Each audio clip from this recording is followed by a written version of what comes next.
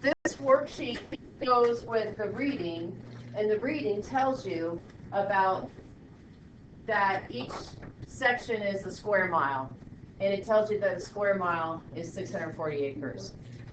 So any questions on that? Yeah, Salon. Will this be homework? This is classwork. Oh. Okay, and then if you go down a little bit further, there's a couple of new things here. This is something that's really misunderstood, what a number sentence is. So it says over time, the owners of the sections have bought and sold land. So each section is owned by several owners. You can see that in the picture. They're different colors, so maybe they are sharecropping, or maybe somebody owned a big section, like on the worksheet.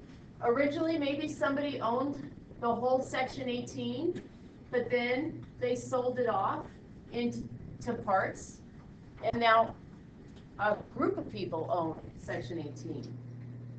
Okay, so that's what the problem's talking about. It asks you to use number sentences. And a number sentence, a lot of times people think that's an English sentence, but it's really just an equation to show your work.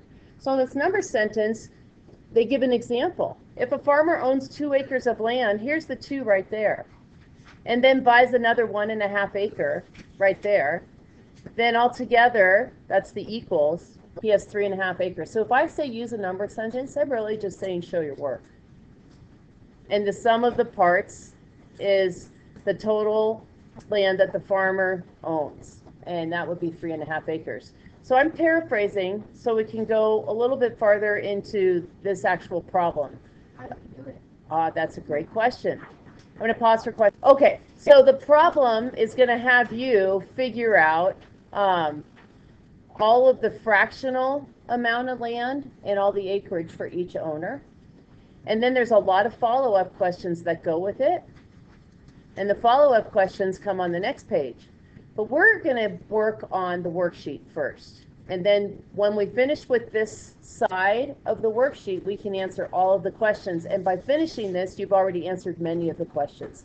So our focus today is to work on figuring out the acres and the fraction of the section of land for each owner. So JT, you could start that off, and then I would like everybody to take time in groups to finish it.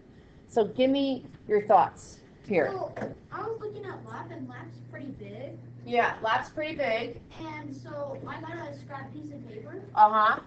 and I measured the length, and then I went to each corner and did it, and found out it was 1/4. Okay. How could you draw right on there to show that for everybody else? Let's have somebody else, Zoe. How would you see that? Yeah, no, just like describe how you would draw that. Rather than marking off. Marking off is going to get a little, works great for the lap, but gets harder. Can you draw, like with the straight edge? Could you do any drawing? What would you do? Well, there's that one right there next to the one that. Vouch? No, the one. Come on up, Zoe. Show me.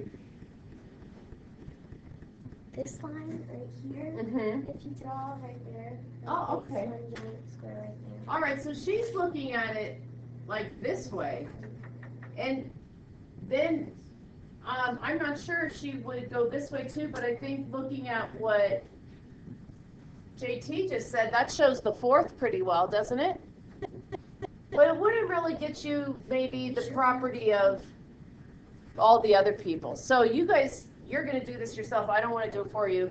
I want you to figure out the acreage and the fraction of each section for all the other people. But I want to make sure you understand the yellow section is separate from the purplish section. So lap would be 1/4 of the section. And then Audie, what would the acreage be? How would you figure that out? 60. 60? Oh, 1/60. 160. And how'd you do that? I would divide 640 by 4. Right. This is 640, the whole yellow section 640. Whoops. Hey, what's going on here? And he divided into 4 parts. So just probably mental math for a lot of you. That gives you 160 for that section. So your job is to fill out this group of people all the way to Gardella, and then we'll check in. Hopefully, you were able to get some divisions that look something like these green lines over here.